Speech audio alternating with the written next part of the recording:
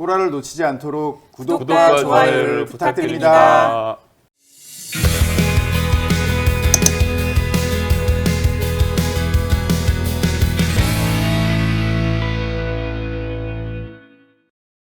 보사연의 보이는 라디오 뽀라, 정책 이슈를 둘러싼 팩트를 체크하고 다양한 쟁점을 살펴봅니다. 안녕하세요. 저는 뽀라의 진행을 맡은 한국보건사회연구원 최현수입니다. 연금개혁이 미래를 위해 중요하지만 어려운 이슈인 만큼 작년 여름 다시 돌아온 뽀라의 첫 번째 주제로 연금개혁을 다뤘었는데요. 그 이후 국회에 연금개혁 특위가 설치되어 논의가 진행 중입니다.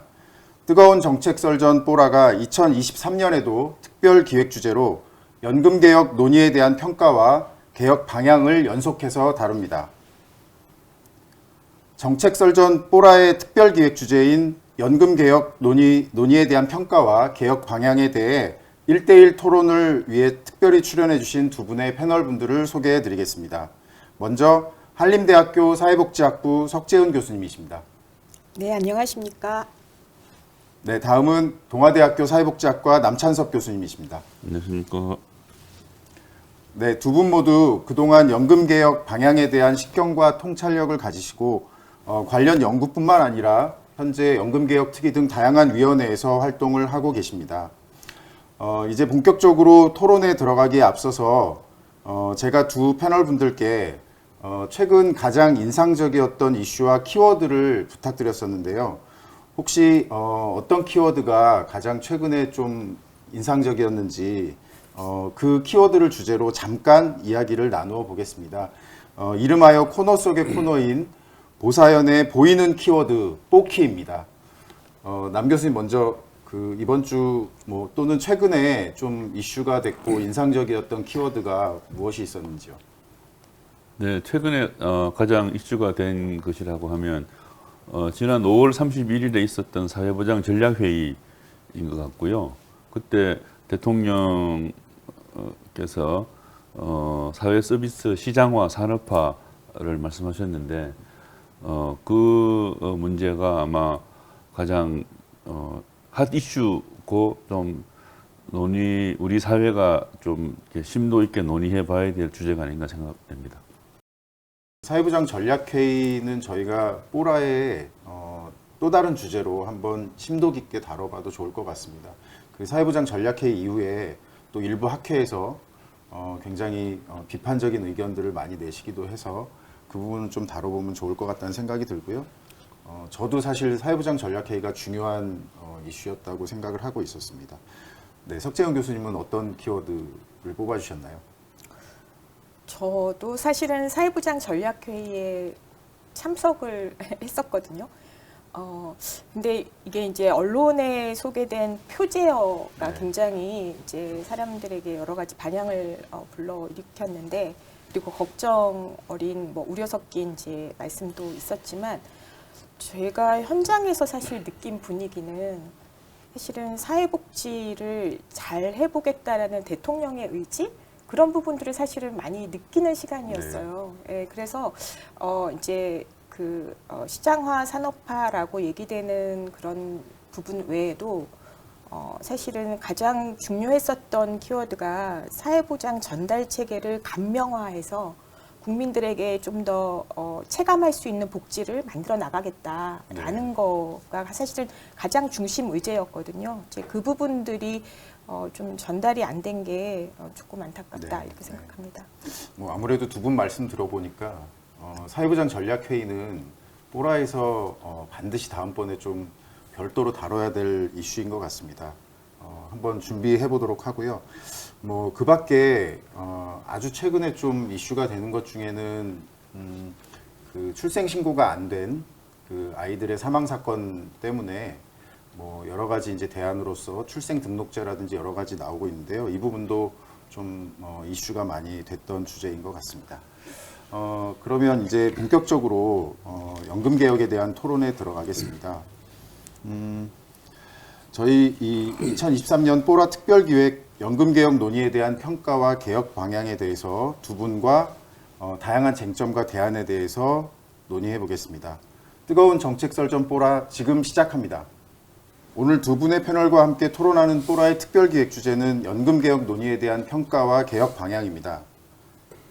윤석열 정부가 3대 개혁과제, 즉 연금, 노동, 교육 개혁을 제시했었고요. 그 중에 하나가 연금개혁인데요. 국회에서도 여야 국회의원과 전문가들이 연금개혁 특위를 구성해서 운영 중입니다.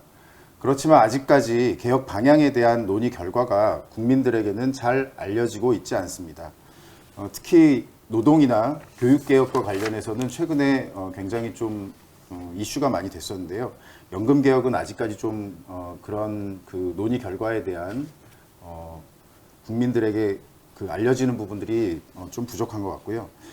본격적으로 연금개혁에 대한 토론을 시작하기에 앞서 먼저 국회 연금개혁 특위의 논의와 관련된 자료 화면을 함께 보시겠습니다. 현재 국민연금의 보험료는 월 소득의 9%를 근로자와 사업주가 절반씩 나눠냅니다. 지난 1998년 이후 25년 동안 유지된 이 제도가 바뀌지 않으면 2055년에는 국민연금의 기금이 바닥나게 됩니다. 문제를 풀자고 국회가 민간전문위원회를 구성해 논의했지만 결론을 내지 못했습니다. 보험료율을 올리자는 데는 뜻이 같았지만 소득 대체율 등에서 의견이 갈리는 바람에 가장 핵심인 얼마나 더 내야 하는지는 합의하지 못한 것입니다. 보험료율 인상에 대해서는 양측이 동일한 입장을 가지고 있습니다. 그렇지만 소득 대체율 인상을 전제로 한 보험료 인상과 소득 대체율 인상이 없는 보험료율 인상 주장이므로 보험료율 인상에 대해서 의견이 일치됐다고 볼 수는 없습니다. 국회에서 별다른 결론을 내지 못하자 공은 다시 정부로 넘어왔습니다. 보건복지부는 전문가 등이 참여하는 공청회를 거친 뒤 오는 9월까지 국민연금 개혁의 정부안을 확정할 계획입니다. 정부안은 10월에 국회에 제출돼 다시 입법을 위한 논의를 해야 하는데 조규홍 장관은 정부안의 선택지를 최소한으로 줄여 개혁의 속도를 내도록 하겠다고 강조했습니다. 지난 문재인 정부에서 연금 개혁안을 4개나 제시했다가 결국 무산된 전철을 반복하지 않겠다는 뜻으로 풀이됩니다. 단일화 하나를 만들면 제일 좋을 거고, 그다음에 2개 안이 만약에 나온다 그래도 그 안에서 정부가 판단하기에 제일 이 안이 합리적이다 이런 식으로 의견을 실어서 그렇게 한다면 국민연금개혁에서 굉장히 탄력을 받을 수 있을 것 같습니다. 영상에서 확인하신 것처럼 윤석열 정부는 3대 개혁 과제로 연금, 노동, 교육 개혁을 강조했습니다. 그런데 그동안 근로시간을 둘러싸고 뜨거웠던 노동개혁이나 최근 수능 6월 모의평가 난이도 때문에 혼란스러운 교육개혁만큼 연금개혁은 주목받지 못하고 있는 상태입니다. 지난 5월 말 개최된 사회부장 전략회의에서도 약자복지, 서비스복지, 복지재정 혁신이란 추진 방향을 제시했지만 윤석열 정부가 출범한 지 1년이 지났음에도 불구하고 3대 개혁과제 중 그 어려운 연금개혁 방향에 대해서는 아직까지 본격적으로 다뤄지지 않고 있습니다. 2023년 뜨거운 정책설전 뽀라의 특별기획 주제인 연금개혁 논의에 대한 평가와 개혁 방향과 관련해서 3가지 이슈와 내용을 중심으로 다양한 쟁점과 대안들을 찾아보겠습니다. 먼저 첫 번째 이슈는 연금개혁이 우리 사회의 미래를 위해 왜 중요하고 서둘러야 하는지, 그리고 이러한 관점에서 그동안 진행된 국회 연금개혁 특위 등 국회와 정부, 그리고 학계와 언론의 연금개혁 논의 과정에 대해 평가해 보도록 하겠습니다. 다음으로 두 분께서 생각하시는 연금개혁 방향에 대한 논의를 집중적으로 진행하겠습니다. 특히 국민연금 보험료와 소득대체율 수준을 둘러싼 모수개혁만이 아니라 국민연금과 기초연금, 그리고 국민연금과 특수직역연금 통합 문제, 또 퇴직연금과 개인연금을 포함한 다층 노후소득보장체계 등 구조개혁 방향과 관련된 다양한 쟁점, 대안들을 살펴보겠습니다. 마지막으로 세 번째는 다시 시작된 국민연금 개혁 특위 논의에 대한 기대와 전망, 그리고 윤석열 정부에서 연금개혁을 추진하기 위해 무엇을 고려하고 준비해야 하는지, 그리고 국민들은 이러한 연금개혁을 어떻게 바라보고 관심을 가져야 하는지에 대해서 두 분과 함께 이야기를 나누겠습니다.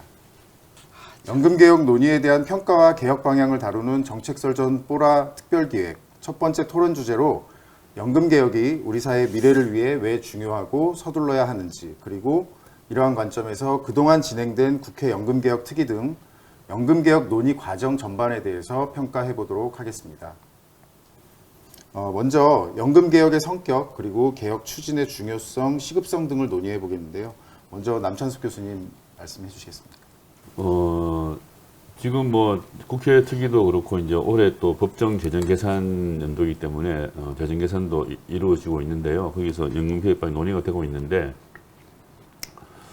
지금 우리 사회에서 주로 연금 재정에 주로 초점 맞춰서 연금 개혁 논의가 많이 진행되는 편인데요. 그 연금 재정도 중요하지만 이게 사회보험 방식의 제도이다 보니까 노동시장 변화하고 굉장히 밀접하게 연결돼 있고 지금 여러 가지 뭐 기술 변화 뭐 이런 것 때문에 노동시장 변화가 굉장히 빠르고 과거에 보지 못했던 뭐 플랫폼 노동이라든지 새로운 노동 형태가 나타나고 그게 앞으로 계속 확산될 것이기 때문에 그렇게 보면 이 연금 개혁은 단순한 재정 문제의 범위를 넘어서 우리 사회 전체가 퇴직제도, 그다음에 퇴직 이전의 노동기간, 또 노동기간 이전의 교육기간 이 전체의 어떻게 보면은 사회 전반적인 생애 주기 조정 뭐 이런 관점에서 그런 조정 필요성의 일환으로 공적 연금 개혁도 접근해야 되고 그런 점에서 굉장히 종합적이면서도 좀 우리 사회가 미래를 좀 바라보면서 좀 이렇게 시급하게 개혁에 나서야 되지 않은가 그렇게 생각합니다. 네. 남 교수님께서는 항상 그 연금 개혁의 성격과 관련해서 이야기하실 때 뭐 세대 간의 이전이라든지 아니면 노동시장의 변화를 많이 강조를 해오셨는데요. 석지원 교수님 어떻게 생각하십니까? 저는 지금 이제 우리 사회에서 연금 개혁에 대한 이제 그 이슈가 중요하고 좀 더 빠르게 진행되어야 되는 시급성은 인구 구조의 변화가 가장 큰 것이 아닌가 싶습니다. 그러니까 우리가 지금 이제 초고령 사회 2025년에 들어가고 그리고 정말 세계 유례 없는 초저출산을 기록을 하고 있는 상황에서 이 연금 제도가 사실은 그 노령 소득 보장 제도이긴 하지만 기본적으로 연금 제도를 통해서 세대 간의 자원 배분을 해주는 그런 역할을 하는 제도이기 때문에 이렇게 인구 구조가 대변혁기에 있어서는 자원 배분 메커니즘인 연금 제도를 개혁을 통해서 이 근로연령기 이제 인구와 그다음에 노령기 인구에 대한 자원 배분을 좀 적절하게 균형시켜주는 그런 이제 부분들이 굉장히 이제 필요한 상황이고 시급성은 특히 이제 베이비붐 세대들이 이제 뭐 60년대생들이 지금 이제 그리고 70년대 이렇게 이제 2차 베이비붐 세대까지 노동시장에 있는 동안에 그래도 연금 개혁을 해야지 효과가 훨씬 더 그 미래 세대의 연금 부담을 좀 덜 넘길 수 있고 효과가 훨씬 더 좋다. 그렇기 때문에 좀 서둘러야 되는 이유가 있는 것 같고요. 지금 이 연금 개혁 특위나 그다음에 그 연금 재정 계산이나 이런 이제 지금 개혁 논의가 진행이 되고 있는데 이제 물밑에서 진행이 되기 때문에 논의 과정이 이제 밖으로 알려지지 않으니까 좀 조용한 것 같지만 어쨌든 연금 개혁 논의는 이루어지고 있다. 그리고 꼭 되어야 한다. 이렇게 생각을 합니다. 네. 뭐 남 교수님 또 말씀해 주실 부분. 예. 인구 구조 변화가 이제 빠른 건 사실인데, 글쎄 뭐, 이게 뭐 미래의 일이기 때문에 뭐 확정적으로 이렇다 저렇다 하고 말하기는 어려운데, 근데 이제 그러니까 연금 개혁 논의에 참여하시는 분들 중에도 어떤 분들 경우에는 인구 구조 급변의 심각성에 대해서 조금 더 이제 비관적이라고 해야 되나 그 부분에 대해서 이제 굉장히 이제 심각하게 받아들이시는 분이 계시고 또 다른 한편으로는 조금 그보다는 조금 덜 비관적으로 생각하는 경우도 있고 이제 그렇게 되다 보니까 연금 개혁의 속도나 전망에 대해서 조금 약간 다른 견해가 있긴 하는 것 같습니다. 저는 인구 구조 변화가 지금 현재 인구 구조 변화 자체는 한 3, 40년 동안은 거의 고정적이기 때문에 굉장히 빠르게 변하고 있는 건 사실인데 이제 그와 동시에 이제 기술 변화가 굉장히 빠르게 일어나고 있기 때문에 지금 보면 생산 가능 인구가 생산 연령 인구가 지금 한 2천만 명에서 한 50년 되면은 현재 인구 추계에 따르면 한 1,000만 명이 정도 주는 걸로 나오거든요. 그래서 현재 뭐 인구 추계상 그렇다고 하니까 이제 그 부분은 받아들여야 될 것 같은데, 근데 이제 인구가 줄어들게 되면 그만큼 인구 1인당 가용한 자본량은 늘어나기 때문에 그렇게 되면 현재 우리가 생각하고 있는 사회 작동 방식이나 생산의 작동 방식과는 좀 다른 작동 방식이 있을 것인데, 사실 그 부분은 누구도 예측할 수가 없고 어떻게 될지 모르기 때문에, 그래서 저는 이제 인구 구조 변화가 가져오는 효과에 대해서 너무 부정적인으로만 전망하기보다는 이것이 좀 더 뭐 긍정적이라고 말하면 좀 너무 좀 안이한 것 같고요. 긍정적이기보다는 우리가 그 문제에 대해서도 대처할 수 있는 역량을 가지고 있고 대처해야 되고 대처할 자원이 확보할 수 있다. 생산성이 올라갈 수 있고 또 1인당 자본량이 늘어나게 되면, 그래서 1인당 가용 자본량이 늘어날 때 그 자본량으로 미래에 산출되는 그 산출물을 어떻게 배분할 것인가에 관한 석규 말씀처럼 연금이라는 게 결국은 생산 세대와 퇴직 세대 간의 GDP를 나누는 문제이기 때문에 그 나누는 방식을 어떤 식으로 제도할 것인가, 이거를 지금까지와는 다른 방식으로 사회보험의 틀을 벗어나서 제도화하는 그런 방식을 좀 고민하는 것이 좋겠다, 그렇게 생각합니다. 네, 지금 말씀해주신 인구 구조 변화라든지 이런 것들은 이미 이제 우리가 직면하고 있는 상황인 것 같고요.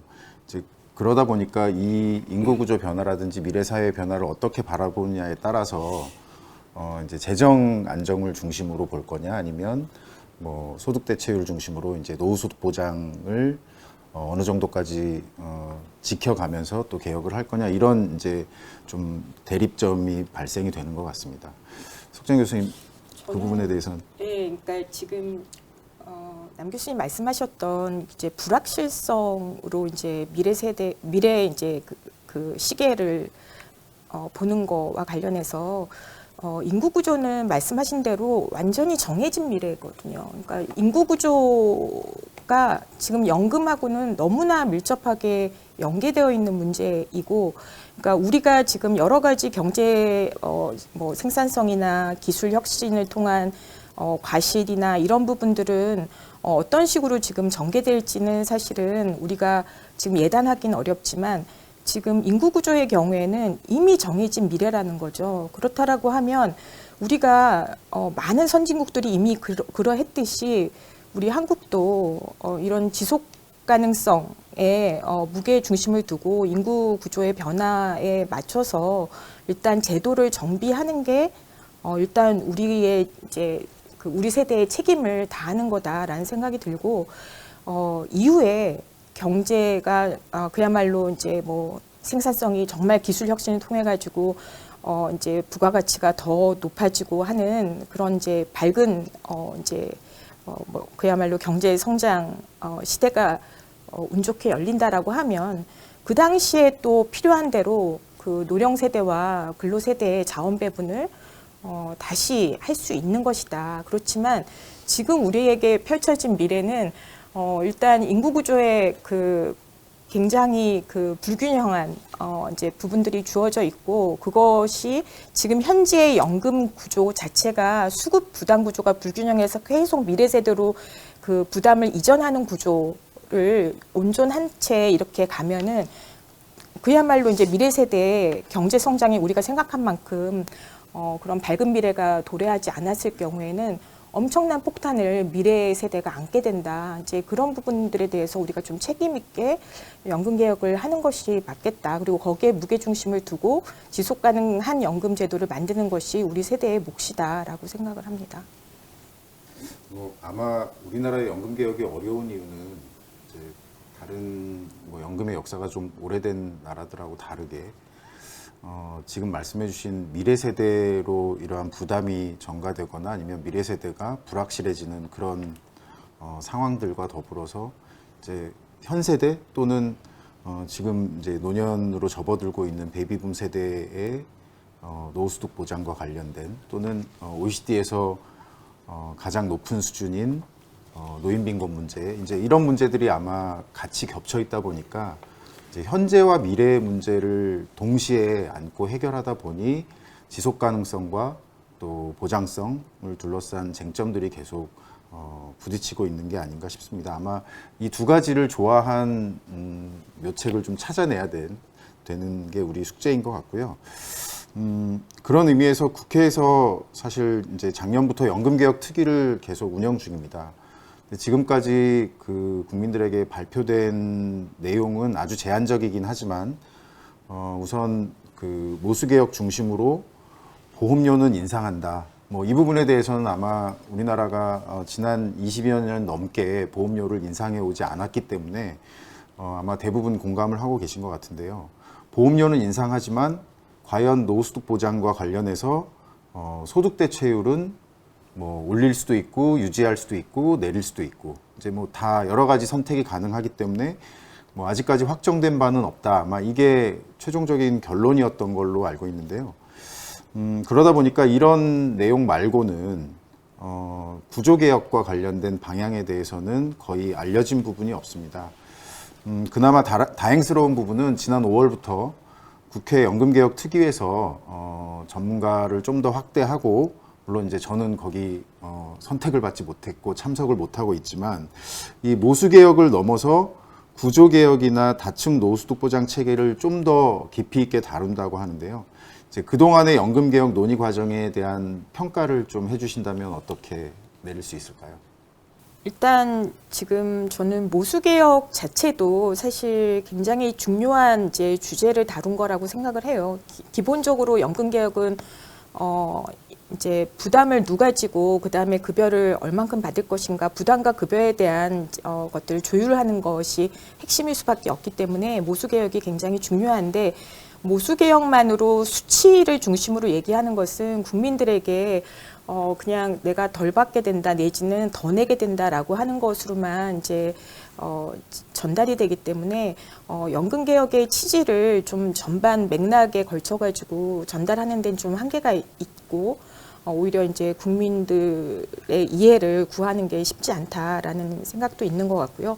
그리고 무엇보다도 지금 이제 국민연금만이 아니라 사실은 이제 기초연금을 포함해서 전체 공적연금이 특히 이제 말하자면 국가가 사회가 보장해야 되는 연금의 보장성 그리고 그다음에 지속 가능성 이런 것들을 같이 공적연금 체계 내에서 국민연금과 기초연금 그리고 때로는 또 공공부조까지도 같이 포함해서 노후소득 보장을 얘기해야 되는 것이 훨씬 더 이제 초고령 사회에 맞는 그런 틀을 만들 수 있겠다. 그래서 좀 말하자면 판을 좀 넓혀서 종합적으로 논의를 해보자. 그렇게 하면 좀 더 다각적인 제도의 조합을 통한 그 문제 해결의 변수들도 많아지고 그 변수가 많은 만큼 해법도 좀 다양해질 수 있고 논의가 좀 더 풍부해질 수 있겠다라는 생각을 하는 것 같습니다. 남 교수님께서도 계속 특위에 참여하고 계신데 그동안의 이 특위뿐만 아니라 또 뭐 언론이라든지 학계에서도 여러 가지 논의들이 진행이 되어 왔는데요. 이 연금개혁 논의 과정과 내용에 대해서 어떻게 지켜보고 계신지. 네. 우리가 이제 98년하고 2007년에 걸쳐서 이제 연금개혁 두 차례 했고요. 공무원 직역연금 개혁은 이제 그보다 조금 더 한 4차례 정도 했는데, 이번 정부 들어와서는 이제 작년에 국회 연금개혁 특위 1기가 논의가 됐고요. 그게 이제 1월 말이죠. 2월 말인가?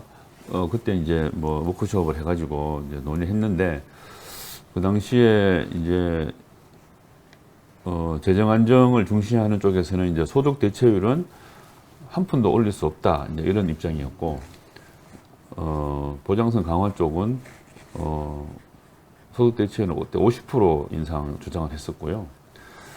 그리고 이제 보험료 인상은 이제 한쪽은 소득 대체율 인상과 동시에 보험료 인상을 하자 쪽이고, 재정안정 쪽은 소득 대체율은 한 푼도 올릴 수 없는 상태에서 보험료만 올리자 이렇게 해가지고 이제 사실 요율도 합의가 안 됐는데 언론에는 이제 합의된 것처럼 나왔지만 실제로는 합의가 되지 않았고요.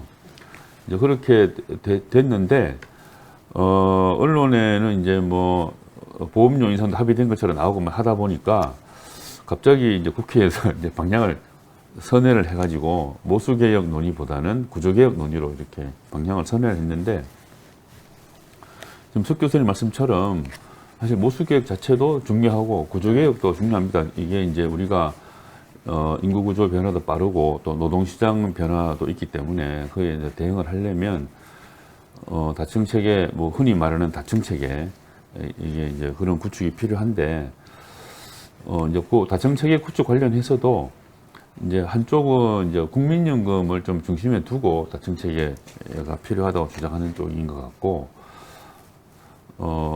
다층체계를 조금 더 이제 재정 안정 쪽에서 바라보는 쪽에서는 국민연금은 지속 가능하지 않기 때문에 국민연금 부분에는 지속 가능성을 높이는 쪽으로 하고, 이제 그로 인해서 발생하는 급여 수준의 뭐 하락이랄까 뭐 그런 부분은 다층체계로 이제 보완을 하자 이런 주장인 것 같아요. 그래서 한쪽은 이제 국민연금 중심의 좀 중장기적인 다층체계이고, 다른 쪽은 이제 국민연금 중심보다는 퇴직연금이라든지 기초연금을 조금 더 강조한 다층체계 이런 그런 방향이라, 그게 이제 2기 논의 때는 이제 그 부분이 조금 이제 조율이 되든지 뭐 돼야 될 텐데, 글쎄 모르겠습니다. 제가 생각하기에는 모수개혁 논의보다 구조개혁 논의는 조금 더 어렵지 네, 더 않을까 복잡하고 생각이 어려울 됩니다. 수밖에 예.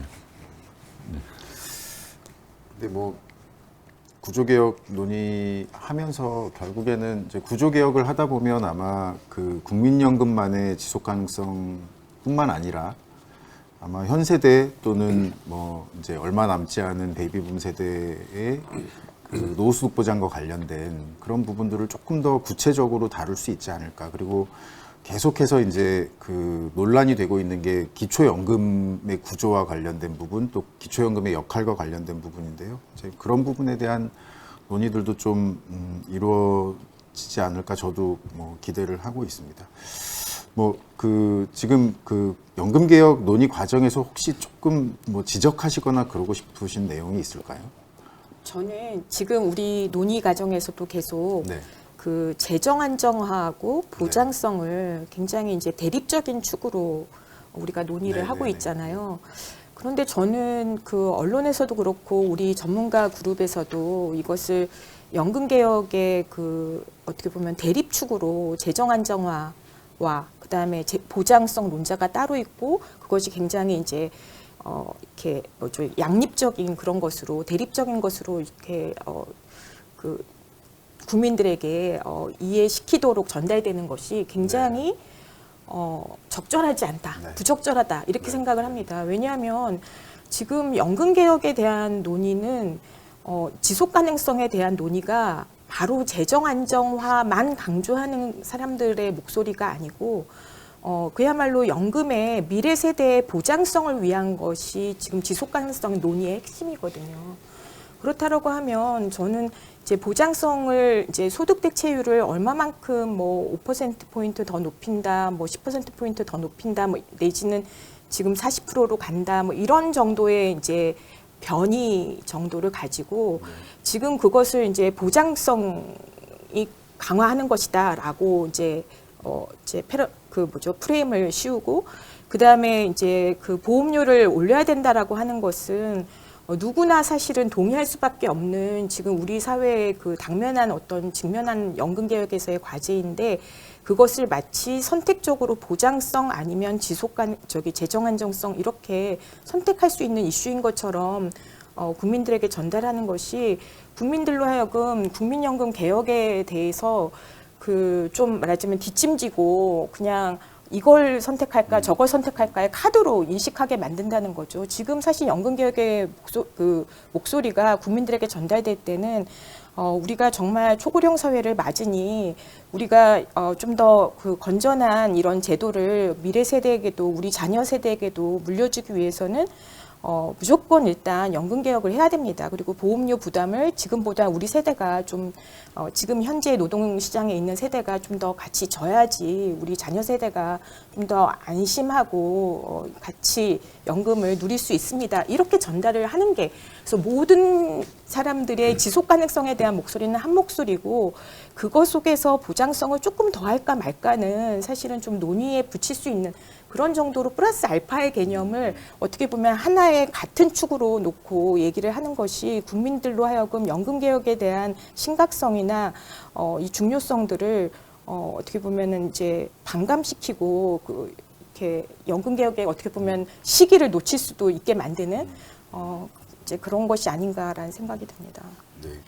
그러니까 석 교수님 같은 분만 계시면 연금 개혁 논의가 너무 잘 될 것 같아요. 근데 이제 우리 언론도 그렇고 또 국회 특위도 그렇고 재정계산위원회도 그렇고 그렇지 않은 분들이 사실 계시거든요. 그래서 그분들 같은 경우는 소득 대체율을 한 푼도 올릴 수 없다고 말하거나 낮춰야 된다고 말을 하니까 그래서 이제 제가 계산을 해보면 지금대로 국민연금이 가게 되면 미래 지금 청년이죠. 지금 청년이나 지금 청년보다 나이가 더 어린 사람들은 2070년대, 80년대 돼서 연금 받게 될 텐데 현재 제도로 현재 급여 수준이 그대로 가게 되면은 그분들은 미래 생산 세대가 버는 소득의 4분의 1 정도만 연금을 받을 수가 있어요.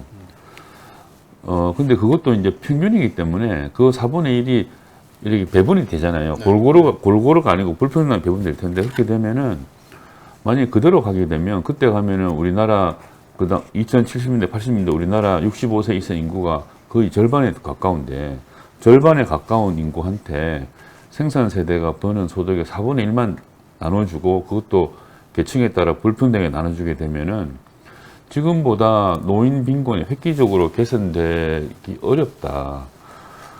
그렇게 되면 사실은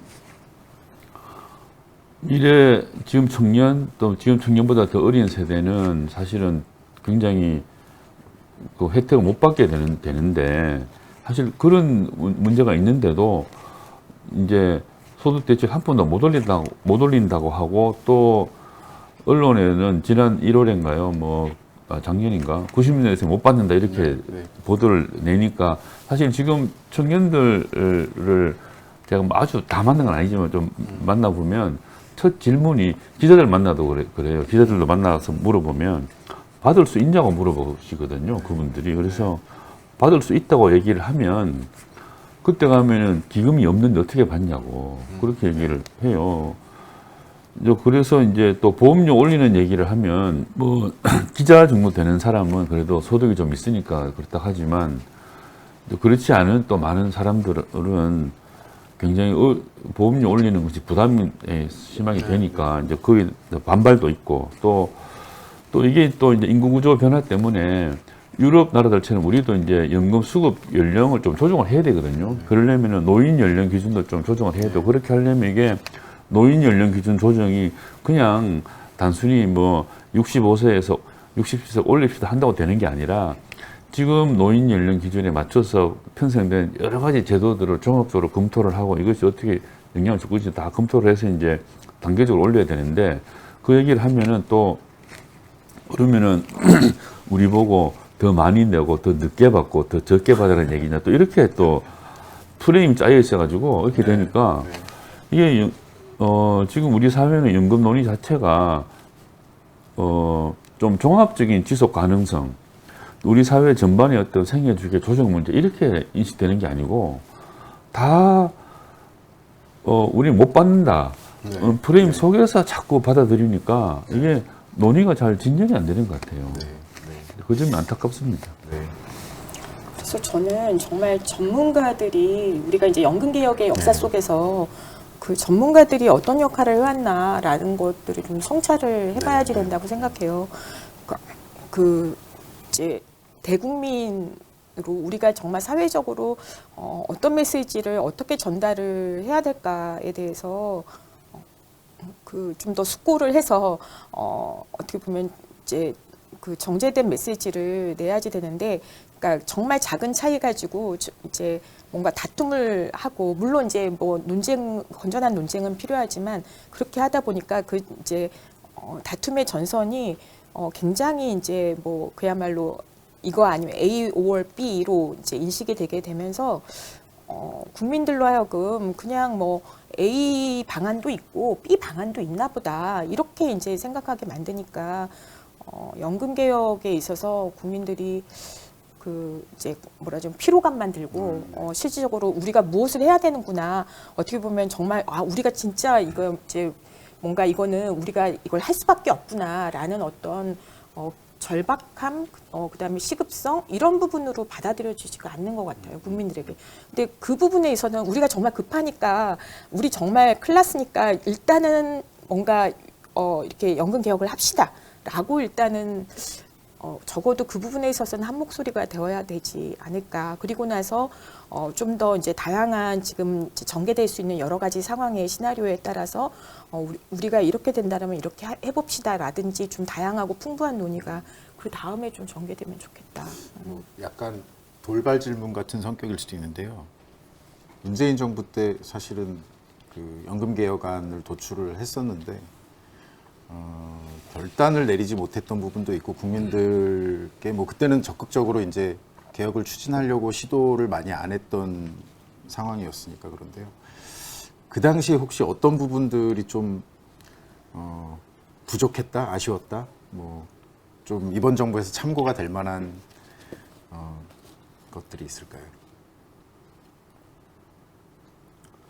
그래서 저는 그때 경사노위 그 당시에 이제 네. 그 문재인 정부 때 재정 계산이 이루어지고, 그다음에 복지부에서 이제 국민연금 종합운영 계획안을 냈는데, 그때 이제 그때도 여론이 그렇게 좋지가 않으니까 좀 국민들의 동의를 더 구하는 방향으로 해보자 이렇게 해서 이제 발표도 좀 미뤘고, 그러다가 이제 제가 알기로는 그 당시에 여당도 연금 개혁에 소극적이었고 야당도 그랬고, 그러다 보니까 아마 경사노위 경제사회노동위 노사정위원회를 통해서 이제 합의를 한 거를 국회로 보내면 좀 더 낫지 않겠나 생각해서 아마 경사노위로 한 것 같은데, 근데 거기서도 사실은 프레임 자체가 이제 보장성 강화, 재정 안전이 대립하는 구도로 만들어지면서 사실은 이게 안 됐는데, 근데 사실 그 당시 제가 알기로 저는 뭐 경사노위를 하다가 참여는 못했어요. 연금 참여는 못했는데, 다수안은 소득 대체율을 45%로 하고, 보험료는 합의만 되면 그 다음에 1%포인트를 올리고, 그 후로는 연차적으로 해서 12%였나요? 올리는 걸로 그렇게 이제 합의를 했고, 그렇게 하면 그 당시 재정 추계한 걸로는 기금 소진 시점이 7년인가 연장이 되고 뭐 그렇게 제가 들었습니다. 근데 그때도 이제 그게 다수 아니긴 했는데, 다수 아닌 합의안을 가지 못했죠. 그 당시에 이제 보험료 인상에 대해서는 이제 경영계가 이제 계속 끝까지 경총이 끝까지 반대해가지고 무산이 됐는데, 이게 이제 모르겠습니다. 그게 뭐 우리가 유럽의 나라들에 비해서 국민연금만 놓고 보면은 기업 부담이 그렇게 많지 않다고 볼 수 있지만, 근데 이제 우리가 이제 퇴직급여가 있기 때문에 그것까지 포함하면은 사실 기업 부담이 아주 낮다고 할 수는 없거든요. 이제 그런 측면에서 그 당시에 이제 기업을 어떻게 설득을 할 수 있었으면 좋았지 않았겠나. 그 당시 노동계는 어떻든 간에 뭐 보험료 인상에 합의를 했으니까, 물론 이제 급여 인상을 전제로 한 건데요. 근데 기업에서는 이제 합의가 안 됐으니까, 저는 이제 물론 이번에도 이게 뭐 비슷한 문제들 비슷한 문제입니다. 지금도 이게 이제 사회보험 방식이긴 한데, 그래서 저는 사회보험 방식 유지해야 된다고 생각하는데, 이 틀을 유지하는 상태에서 우리가 이제 연금이든 또는 건강보험이든 간에 이 비용을 우리 사회가 어떻게 부담할 것인가의 문제에서는 너무 보험제도 틀에 너무 매이기보다는 좀 더 넓은 범위에서 재원 마련하는 것을 좀 할 필요가 있다. 그래서 그때도 그런 방안을 좀 생각을 해서 특히 중소기업 같은 경우에는 좀 뭔가 이렇게 뭐 ERTC를 활용을 하든 두루누리를 확대를 하든 간에 조금 더 보험료 외의 어떤 그 지원 방안을 정부가 좀 획기적으로 내놨더라면 좋아하지 않았겠나 생각합니다. 지금도 마찬가지인 것 같아요. 그 당시에 좀 잘 안 됐던 부분들이 이번에도 반복될 가능성이 높다고 보는데요. 석 교수님 어떻게 평가 내지는 뭐 그러니까 어떤 것들을 좀 반면교사 삼아야 되는지. 그러니까 그 당시에도 말씀하셨던 것처럼, 그러니까 그냥 네 가지 안이 이제 현행 유지를 포함해서 네 가지 안이 네. 그냥 이렇게 병렬적으로 이제 넘어가고 그거에 대해서 사실 조율할 수 있는 정책적 의지가 크게 보여지지 못했다라는 게 결과적으로는 이제 5년의 연금 개혁 이제 시기를 늦춘 것이고요. 그리고 이제 그게 지금 요번에 이제 5차 재정 계산에서 이게 재정 부담이나 이제 그 미래 세대의 부담을 훨씬 더 가중시켰고, 뭐 기금 뭐 고갈 시점이나 뭐 재정 수지 적자나 이런 시점들을 다 앞당겼다라는 게 이제 드러났잖아요.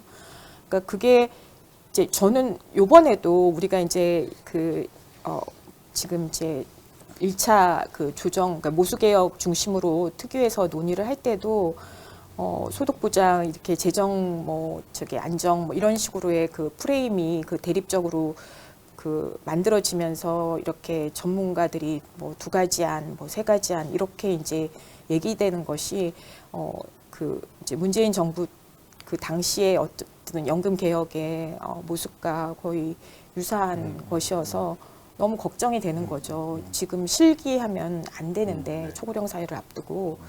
예, 그래서 그러지 않기를 바라고요. 근데 이제 조금 낙관적으로 보는 거는 국민들이 사실은 더 잘 이해하는 것 같아요. 요즘은 그래도 언론들이 연금 개혁에 대해서 그 필요성에 대해서는 굉장히 많이 소개를 하고 있고, 국민들이 이제 구체적으로 안이 나왔을 때는 또 반대할지 모르지만 적어도 지금 현재의 연금 구조 자체가 지속 가능한 구조가 아니다라는 거에 대해서는 많은 국민들이 이해를 하고 있는 것 같고, 그렇기 때문에 연금 개혁이 필요하다. 근데 연금 개혁을 통해서 본인이 정말 연금을 받을 수 있느냐에 대해서만 우리가 국가가 확실하게 안심할 수 있는 그 약속과 보증을 해준다라고 하면, 저는 이제 연금 개혁에 대한 사회적 분위기는 오히려 이제 이거 있는데 전문가들이 오히려 그것을 이렇게 말하자면 방해하는 세력이 되어서는 안 되겠다라는 생각을 합니다. 네. 지금까지 좋은 말씀 들었는데요. 첫 번째 주제로 그동안 연금개혁 논의 과정에 대해서 평가해 보았습니다. 지금 논의하면서도 굉장히 여러 가지 그 형태의 구조개혁과 관련된 말씀들이 있었는데요. 이어서 연금개혁 방향과 관련된 다양한 쟁점과 대안들을 논의해 보도록 하겠습니다. 연금개혁을 다루고 있는 뽀라이 특별기획 두 번째 주제로는 연금개혁 방향, 특히 보수개혁을 넘어 구조개혁 방향과 관련된 다양한 쟁점과 구체적인 대안들에 대해서 토론을 시작해 보겠습니다. 먼저 구조개혁과 관련해서 가장 중요하게 논의되는 부분이 아마 국민연금과 기초연금을 중심으로 한 구조개혁 방향일 것 같은데요. 이 부분은 지금 현재 전체 노인의 70%를 대상으로 지원이 되고 있는 기초연금을 어떻게 바꿀 것인지와 가장 밀접하게 관련되어 있다고 보여집니다. 먼저 석재현 교수님 어떻게 방향을 잡고 계신지 말씀해 주시겠습니까? 지금 이제 국민연금하고 기초연금을 합한 공적연금을 통해서 우리가 이제 그 목표로 삼아야 되는 거는 모든 세대가 모든 노인이 배제됨이 없이 기본보장 수준 이상을 이제 모든 세대에 걸쳐서 지속 가능하게 누려야 된다. 이게 이제 공적연금의 목표라고 할 수 있는 거죠. 그러다 보니까 사실 이제 지금 우리 사회에서 가장 큰 이슈가 노인 빈곤 문제가 여전히 해결이 안 된다라는 거잖아요. 기초연금 도입을 통해 가지고 그래도 뭐 한 7, 8% 포인트 네. 그 노인 빈곤율을 낮추는 데 성공했지만 아직도 이제 30%대 30%뭐 후반에 그렇게 이제 노인 빈곤이 여전히 남아 있고 우리가 연금제도 개혁을 통해 가지고 결국은 노후에 안정적인 소득을 만들어줘야 된다. 특히 기본보장 이상을 누구나 누릴 수 있도록 해야 된다라고 했을 때 그러면 국민연금은 이제 뭐 일정 어쨌든 이제 사회보험 방식이니까 각출한 거에 비례해 가지고 연금을 받는 그런 이제 성격이 아무래도 강하고 그러면은 기초연금을 통해서 이 노인 빈곤 문제를 좀 해결을 할 수 있어야 되는데 지금의 이제 중하위 70%에게 정액의 기초연금을 주는 것 가지고 노인 빈곤 문제를 과연 해결할 수 있겠느냐. 그러니까 국민연금과 합해도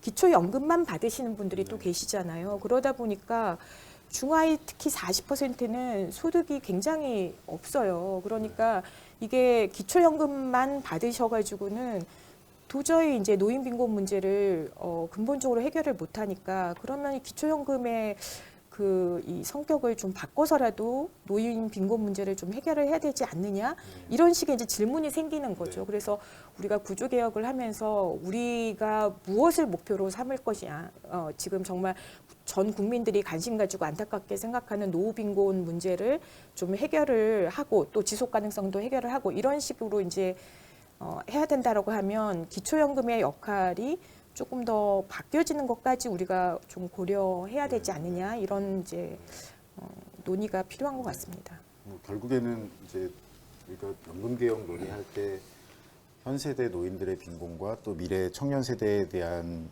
것들을 같이 논의했다면 이제 구조 개혁에 있어서 기초연금의 역할은 뭐 시간이 지나면서 기초연금의 역할이 또 달라질 수는 있겠지만 뭐 지금 현재 그 노인들이 처해 있는 어려운 상황들 또 곧 노인이 되는 베이비붐 세대 중에 연금 사각지대에 있거나 연금 수급액이 충분하지 못한 분들에 대해서 어떻게 할 것이냐의 문제를 다루고 있는 것 같습니다. 그 뭐 지금의 구조는 사실 뭐 완전히 보편적인 형태의 수당은 아니지만 전체 노인의 70% 대상으로 지금 이제 30여만 원 조금 더 되는 돈을 드리고 있는데요. 물론 이제 이 금액도 2008년도에 도입된 이후에 어르신들께 꽤 중요한 역할을 하고 있다라고 보여지는데 남 교수님께서는 이제 기초연금의 역할과 관련해서 어떤 방향의 변화가 있어야 된다고 생각하십니까? 저는 솔직히 기초연금 관련해서 입장이 좀 왔다 갔다 하는 편인데요. 제가 한 작년 초까지만 해도 기초연금을 좀 보편화를 해야 되지 않느냐 생각을 했었습니다. 이제 우리나라 노동시장 변화가 빠르고 하기 때문에 그리고 국민연금 보장성이 좀 낮은 편이라 그러면 지금 또 노인빈곤 높고 그러니까 물론 기초연금을 보편화해서 노인빈곤을 없애는 것은 좀 어렵고 빈곤 갭은 좀 줄이겠지만 그런 문제는 있는데 좀 그렇게 생각을 했었는데 최근에 와서는 조금 같은 재원이라면 조금 더 표적화하는 것도 생각해 볼 수 있겠다 그런 생각을 하고는 있는데 저는 솔직히 아주 구체적으로 안을 아직 갖고 있지는 않고요. 하여튼 어느 정도 표적화는 필요하다 그런 생각하고 그렇다고 해서 지금 지금 지급되는 연금을 급격히 깎을 수는 없고 중장기적으로 좀 인상분을 좀 차등화해서 조금 가는 방향으로 하고 그 다음에 이제 그럼에도 불구하고 저는 이제 국민연금이 조금 제자리를 잡아야 나중에 기초연금의 부담도 줄어들 수 있지 않느냐 생각하고요. 그리고 저는 국민연금의 급여 구조가 지금 우리가 A 대 B 비율이 1대1인데 사실 저는 균등 부분의 비중이 조금 높다고 보거든요.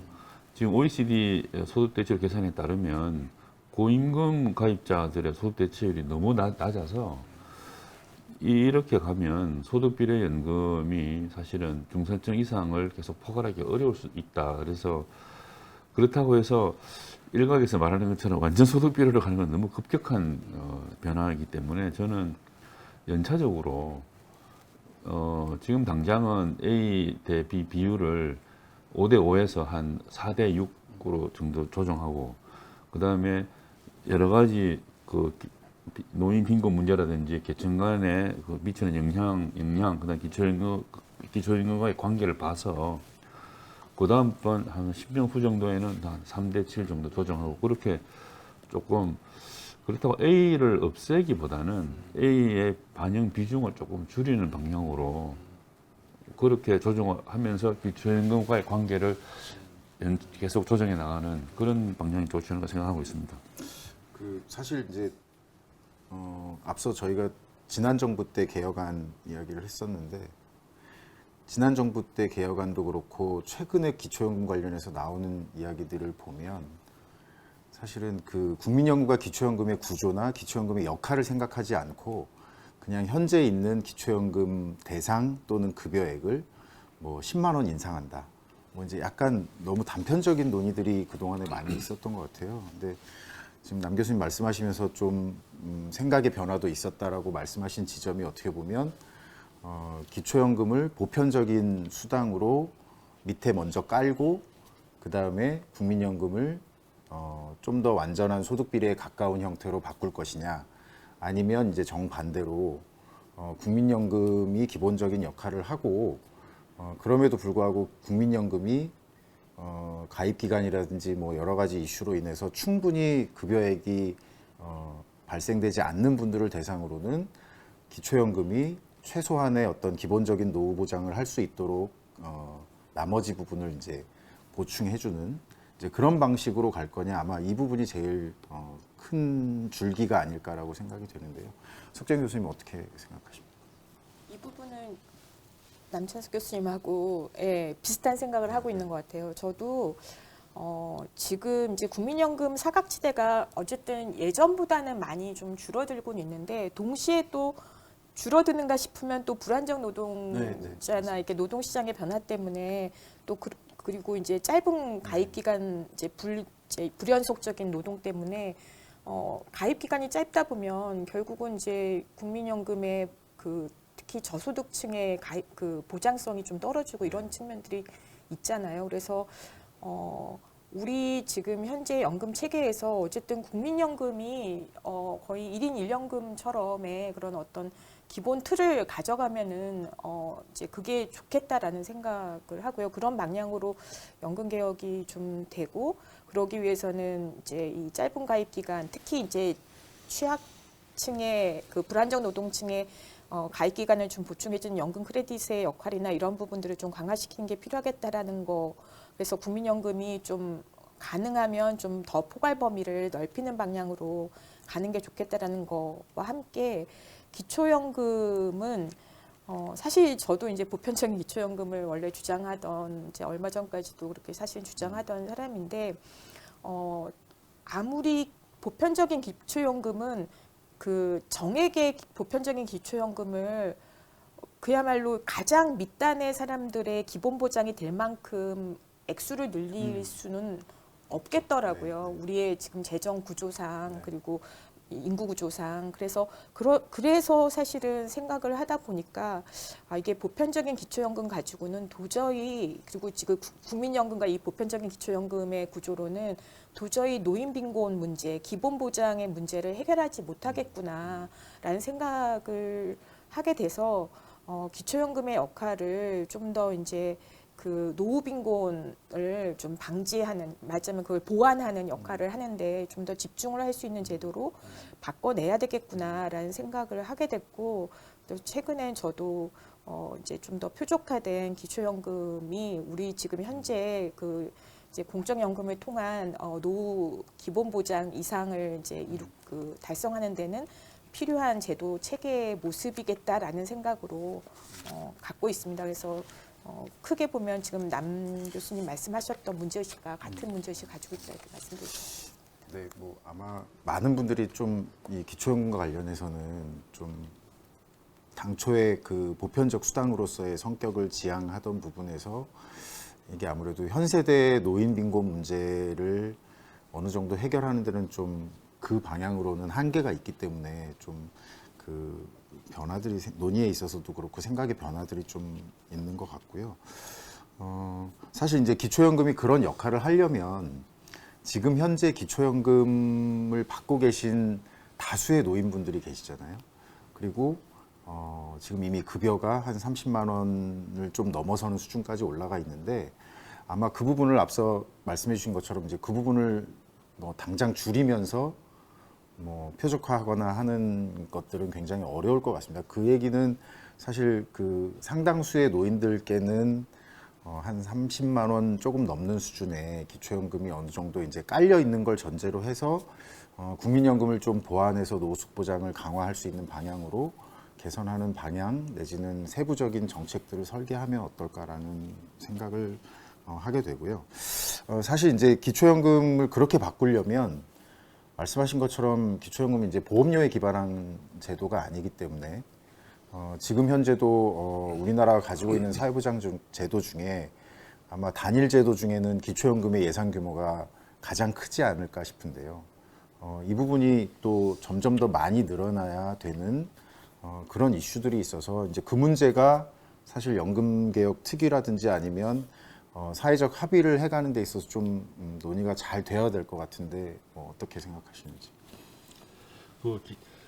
지금 석 교수님 말씀하셨는데 기초연금을 따로 떼놓고 말하기보다는 국민연금이 좀 제자리를 잡고 사각지대가 해소되고 저소득 가입자들에 대한 뭐 보험료 지원이라든지 이런 게 되면 사실 그렇게 되면은 보험료 부과 대상 기반 자체가 넓어지고 또 우리가 이제 지금 가입 연령이 지금 연금 수급 개시 연령 안 맞아가지고 소득 공백이 생기는데 그 부분도 조정을 하고 이렇게 하면 조금 더 국민연금 자체가 재원도 그렇고 급여도 좀 튼튼해질 수 있다. 그렇게 가야 사실은 기초연금의 부담이 덜는 거지. 국민연금을 그대로 물론 사각지대를 해소하지 않는다는 게 아니라 뭐 정부도 나름의 노력을 하지만 지금 상태로 줄어드는 정도로 해가지고는 그걸 두고서 기초연금에 그걸 부담을 주게 되면 사실은 기초연금이 제가 보기엔 지속 가능성이 없을 수 있고 또 국민연금하고 기초연금 간의 급여 수준도 차이가 안 나게 되면은 또 그 부분도 사실은 물론 국민연금 의무 가입이기 때문에 가입을 안 할 수는 없긴 하지만 수능성에 좀 문제가 생길 수 있는 거죠. 그렇게 정서적으로. 그래서 저는 지금 출산 크레딧도 이름도 육아 크레딧으로 바꾸고 또 첫째부터 하고 또 좀 이거를 좀 획기적으로 좀 늘려서 육아 크레딧을 받으면 내가 조금만 더 일하면 연금 수급권을 1인으로 단독 얻을 수 있겠다 이런 생각 가질 수 있게끔 좀 그렇게 좀 유인을 줄 수 있을 정도로 좀 하고 그다음에 이 크레딧이 지금은 급여 시점에 계산이 되는데 발생 시점에 사전 적립하는 방식으로 좀 전환을 빨리 해야 된다. 그다음에 군복무 크레딧도 복무 기간 좀 짧아졌기 때문에 복무 기간 전체로 좀 확대하면 좋겠다는 생각이고요. 그다음에 저는 그 지금 또 할 수만 있으면 실업 크레딧을 좀 확대를 해서 사회에 처음 나가는 청년들한테도 조금 이 제도 구체적인 방안을 더 생각해야 되겠지만은 좀 그런 또 획기적인 방안도 좀 냈으면 좋겠다. 그래서 그런 식으로 해서 이제 그런 식으로 사전 적립을 하게 되면 재정이 거의 들어가지 않습니까? 그렇게 되면은 미래 세대의 부담을 넘기는 문제도 해소를 하고 또 뭐 이것 때문에 기금이 아주 굉장히 크진 않겠지만 그래도 우리가 기금이 있으니까 기금을 조금 더 이제 기금의 어떤 수지 적자가 오는 시점 좀 늦춘다든지 그렇게 하면은 사회가 그런데 적응할 수 있는 기간도 좀 벌고 그렇게 할 수 있지 않을까 생각을 합니다. 관련해서 아까 이제 국민연금이 의무가입이기 때문에 회피할 수 없다라는 말씀을 하셨는데 사실 이제 그 과거의 연금개혁안 중에 기초연금 올리는 부분 이야기가 나오면 이제 이렇게 하면 누가 국민연금 가입하냐 뭐 이제 이런 이야기들이 언론에서도 많이 나오고 전문가들 사이에서도 많이 나왔거든요. 근데 사실 이제 저희가 지금 그 소득 기반 사회보험에 대한 논의가 코로나 전후를 거치면서 좀 많이 진행이 됐었고, 사실 이제 전국민 고용보험이라는 걸 시작하면서 그 당시에 이제 제가 실시간 소득 파악 이야기했었고, 그게 이제 좀 실증적으로 효과가 드러나는 부분, 사각지대 해소 효과가 드러나는 부분이 이제 고용보험만에 국한돼서 적용이 되고 있긴 하지만, 사실 이제 고용노동부에서 그 적용했던 16개 업종 같은 경우에는 지금 특고나 프리랜서 분들 포함해서 실시간 소득 파악 기반으로 고용보험 가입률이 거의 99%에 가까운 수준으로 올라가 있거든요. 그러니까 실제로 이제 우리가 기초연금의 역할을 바꿀 때 이제 마치 국민연금을 선택적으로 가입하거나 회피할 수 있는 그런 구조가 아니라는 것들을 좀 전제로 깔고 국민연금 가입 기간을 최대한 연장하기 위한 여러 가지 수단들, 또 그 과정에서 필요한 이제 그 앞부분에 일단 추가로 투입돼야 되는 기초연금 재정이라든지 뭐 이런 것들에 대한 논의, 그 다음에 또 사회보험료 지원, 뭐 이런 것들을 통해서 국민연금과 기초연금 관계를 잘 설정해 놓으면 저는 국민연금이 좀 더 중심이 되면서 나중에는 기초연금의 부담은 굉장히 많이 줄어들 거라고 좀 기대하는 부분이 있거든요. 석정 교수님 뭐 관련해서 저도 전적으로 동의하고요. 그러니까 기초연금하고 국민연금이 동시에 일어나는 사건이 아니잖아요. 네. 국민연금 가입 시기는 근로연령기에 진행이 되는 것이고, 기초연금은 결과적으로 뭐 정말 소득이 조금 기본 보장이 안 되는 경우에 보완을 하는 그런 식으로 이제 그러니까 노령기에 이제 발생하는 시점이기 때문에, 예를 들면 미리 예측해서 나는 기초연금을 받을 거니까 국민연금 근로 시기에 가입 회피를 하겠다.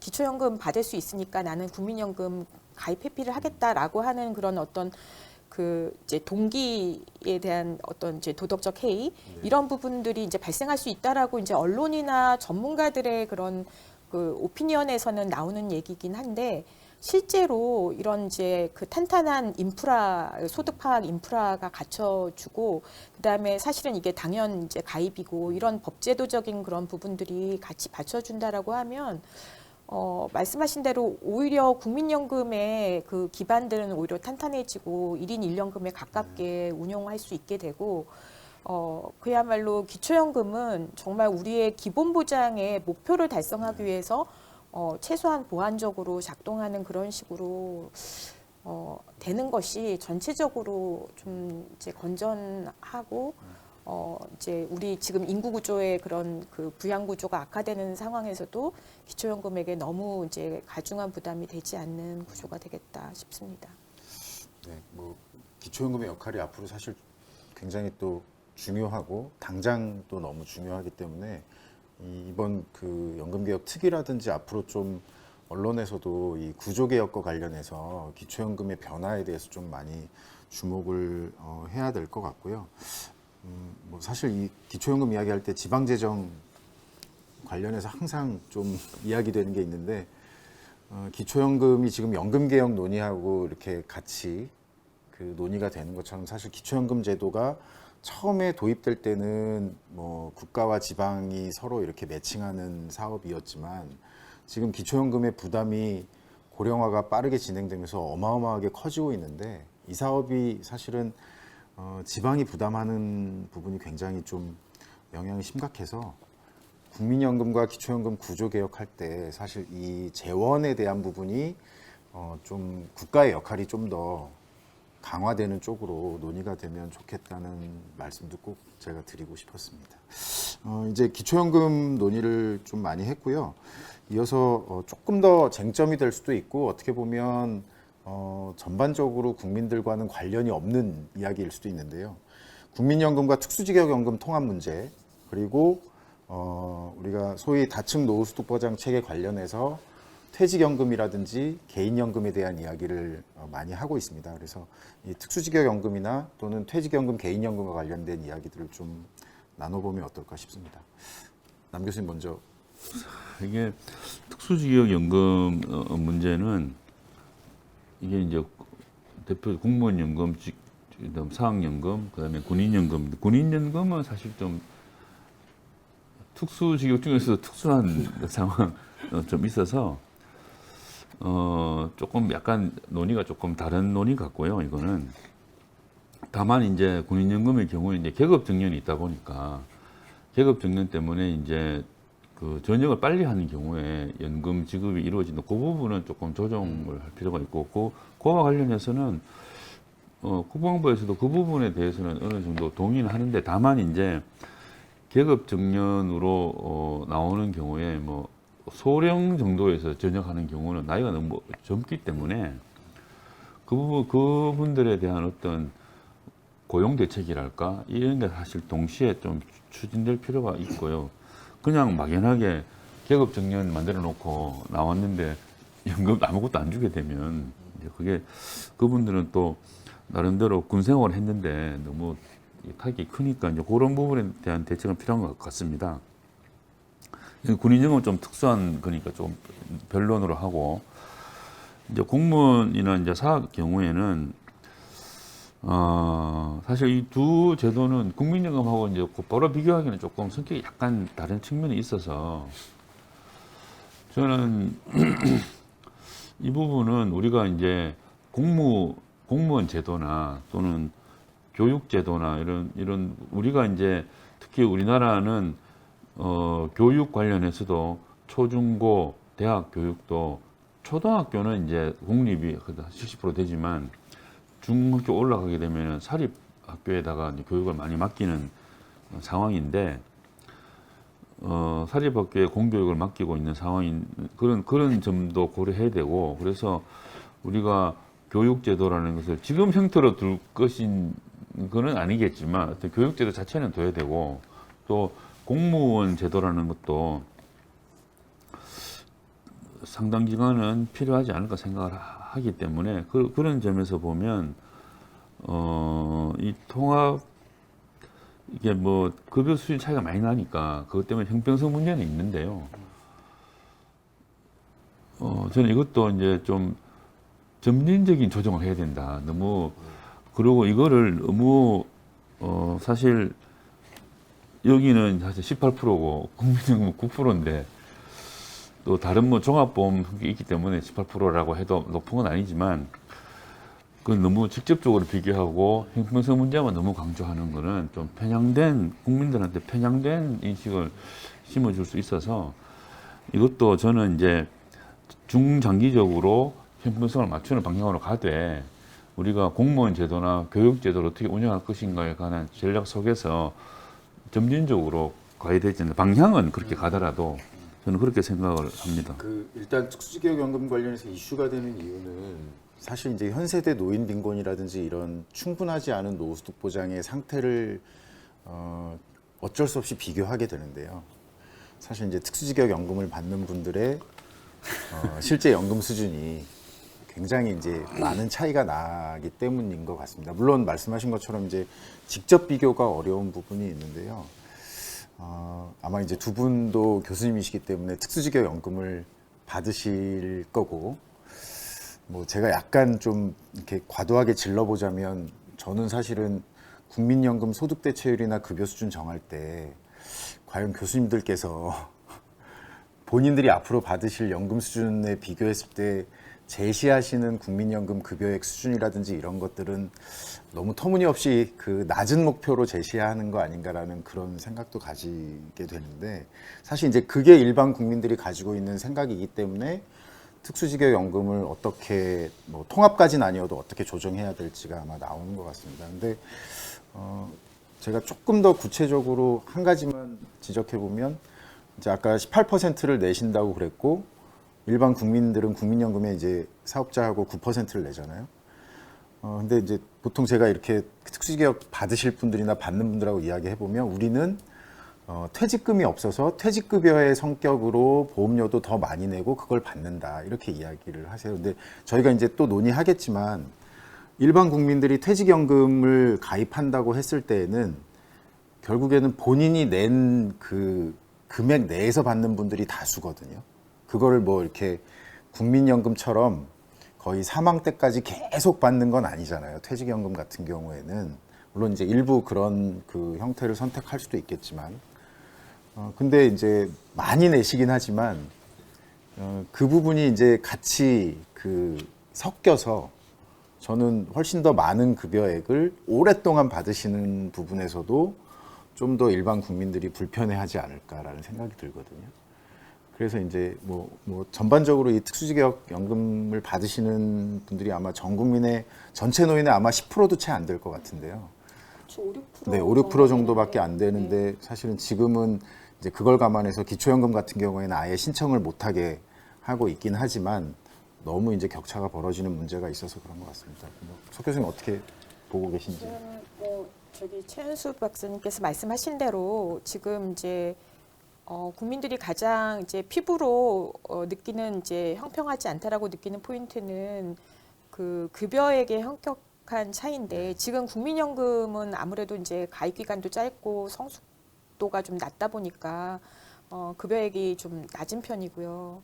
거기다가 이제 공무원 연금은 또 이전에 급여율이 높았던 때의 그런 이제 것들이 지금 현재 수급자들이 누리는 연금액은 사실은 급여율이 높았던 부분들을 반영한 구조라서 이제 그런 어떤 이제 현격한 격차들을 느끼는데 지금 2015년에 이제 공무원 연금을 비롯해 가지고 개혁이 대대적으로 좀 이루어졌잖아요. 그렇게 되면서 실제 2015년 이후에 이제 신규 가입한 사람들을 대상으로 비교를 해보면 말씀하신 대로 이제 보험료는 이제 국민연금의 2배, 18%고 급여율은 1.5배거든요. 이제 국민연금이 40이면 여긴 60. 이래서 해서 그 수익비를 그러니까 퇴직연금이라는 퇴직수당을 이제 각자 받는다라는 거를 감안했을 때 비교를 해도 어쨌든 1.5배 정도로 지금 국민연금하고 공적직영연금의 수익비를 그러니까 맞은 부담하고 급여 구조를 일단은 맞춰놨다. 그래서 제도의 그런 지금 급여 수준하고 부담 수준은 각각 다르지만 적어도 급여 부담 구조의 어떤 말하자면 이제 이익을 보는 그런 정도는 맞춰놓은 상태다. 그게 지금 2015년 개혁이고 이제 지금 현재 또 우리가 국민연금 개혁을 논하고 있기 때문에 개혁이 만약에 이루어져서 보험료가 이제 국민연금 보험료가 오르면 아무래도 수익비가 낮아지겠죠. 그렇게 되면 공무원 연금이나 이제 공적직영 연금도 당연히 국민연금의 수순에 맞춰서 이제 그 수익비를 비슷하게 가져가는 정도의 개혁이 뒤따라야 된다라고 생각을 하고요. 그런데 이제 당장 통합은 사실은 국민연금 가입자 일반 국민의 입장에서도 바람직하진 않다. 우리가 이제 정서상 빨리 이제 국민연금하고 똑같이 만들자 이런 게 이제 국민의 정서이긴 하지만 이게 이제 제도라는 게 나름 이게 한꺼번에 그 뭐 수급자의 연금 급여를 뭐 깎고 이렇게 할 수는 없잖아요. 이거 국가가 이미 약속한 부분도 있고 하기 때문에 그러니까 지금 현재 바로 통합을 하면 오히려 특수직영연금은 국민연금보다 훨씬 재정 상태가 안 좋은데 재정 상태가 안 좋은 그 저기 어떻게 보면 이제 그 미래 세대로의 부담을 국민연금 가입자가 오히려 떠안을 수 있는 그런 이제 어떻게 보면 이제 국민 그 연금 가입자들이 절대 이제 원하지 않는 그런 그림이 오히려 그려질 수 있기 때문에 통합은 재정적으로 좀 정리가 되고 통합을 할 수 있는 수준으로 제도가 좀 맞춰졌을 때 그 특수직영연금, 공적직영연금은 국민연금하고 같이 갈 수 있는 부분하고 이제 국민연금의 퇴직연금에 해당된 국민연금 가입자의 퇴직연금에 해당되는 부분들을 특수직영연금의 좀 특수한 그 어떻게 보면 이제 3층으로 바꿔서 그 말하자면 제도 개혁을 한 다음에 국민연금하고 이제 통합을 할 수 있는 말하자면 약간 호흡이 좀 길게 가야지 되는 측면이 있다. 이제 그 형평성에 대한 문제를 인정한다고 하더라도 약간 좀 정비가 필요하다 이렇게 말씀드리고 싶습니다. 그 사실은 말씀하신 것처럼 특수지격 연금의 재정 상황은 이미 안 좋은 상태잖아요. 이제 그런 걸 감안하면 이제 2015년도에 그 공무원 연금 개혁을 추진하긴 했었는데 지금의 특수지격 연금의 재정 구조라면 사실은 또 다른 그러니까 통합은 아니어도 각 그 직역 연금마다의 개혁은 굉장히 필요하고 그런 것들이 선행돼야만 국민들도 뭐 예를 들면 국민연금 같은 경우에 이제 지속 가능성 측면에서 보험료를 높이더라도 또 수용성이 좀 높아질 거다라고 생각이 되는데 사실 많은 국민들께서 모르고 계실 수도 있지만 그 특수지역연금 같은 경우에는 이미 현 세대 국민들이 그 적자를 메워주고 있거든요. 그러니까 정부가 편성하는 예산 중에 특히 사회복지 예산 중에 상당히 많은 금액을 차지하고 있는 게 공무원 연금이라든지 그 특수지역연금에 대한 적자 부분을 보존하는데 지금 투입이 되고 있어서 사실은 미래 세대에 떠넘기는 문제가 될 수도 있지만 이미 현재 국민들이 부담하고 있는 그런 이슈가 있어서 특수지역연금은 통합이 아니더라도 개혁은 좀 또 논의가 어쨌든 같이 진행이 돼야 되지 않나라는 생각이 좀 듭니다. 지금 이제 특수지역연금 논의하면서도 퇴직연금과 관련된 이슈도 같이 논의가 되는데요. 사실 말씀드린 것처럼 이제 그 특수지역연금을 받으시는 분들은 퇴직연금 또는 퇴직급여의 성격이 그 특수지역연금과 같이 이제 결합이 되어 있는 형태잖아요. 이제 국민들은 지금 다층 노후보장 체계를 이야기할 때 국민연금과 기초연금뿐만 아니라 퇴직연금, 특히 이제 우리나라에서 중요한 그 노후보장의 원천으로 좀 특이하게 가지고 있는 제도가 퇴직금 제도였기 때문에 그 퇴직연금 제도와 또 개인연금 뭐 이런 것들이 논의가 되는데요.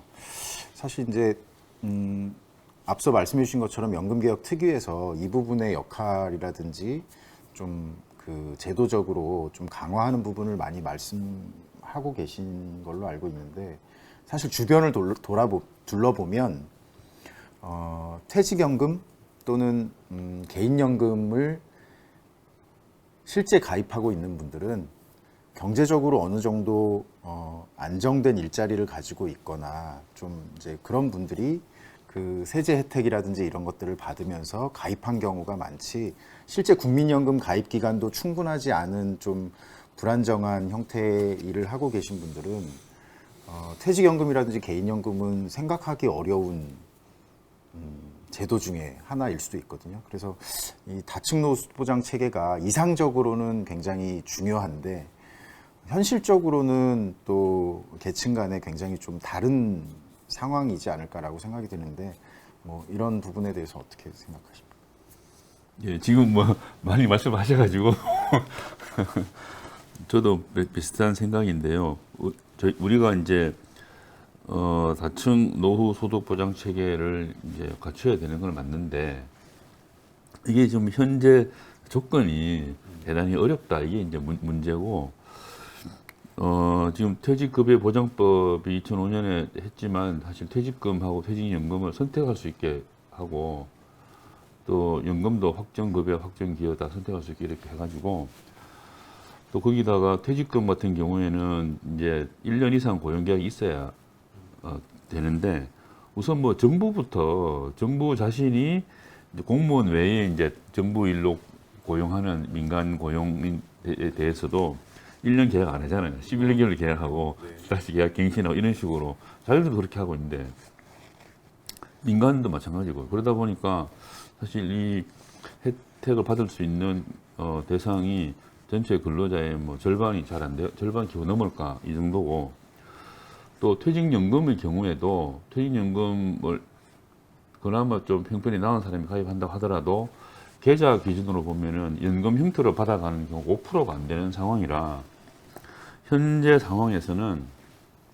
이 제도를 정비해야 되고 이 제도를 노후 보장을 강화해야 되는 건 맞는데 이 제도를 놓고서 다층 체계를 얘기하는 게 사실 너무 이제 멀게 느껴지는 측면이 없지 않아 있고 그 다음에 또 퇴직연금 기금의 수익률이 너무 여기 낮아가지고 1%대니까 이거 물론 이제 우리 국민들이 이제 원리금 보장형을 선택하기 때문에 그렇다고 말을 하는데 또 원리금 보장형을 선택하도록끔 이제 금융당국이 퇴직연금에 대해서 강제하게 된 또 배경이 또 있어서 사실 기업들이 퇴직연금 들어온 걸 가지고 조금 약간 좀 방만하게 운영을 하는 측면이 있기 때문에 그 규제하느라고 이제 그렇게 했기 때문에 그 여러 가지가 물려 있는 문제라 사실 이 부분은 여러 가지 제도 개혁을 많이 해야 되는 측면이 있고 또 그 다음에 또 중요한 거는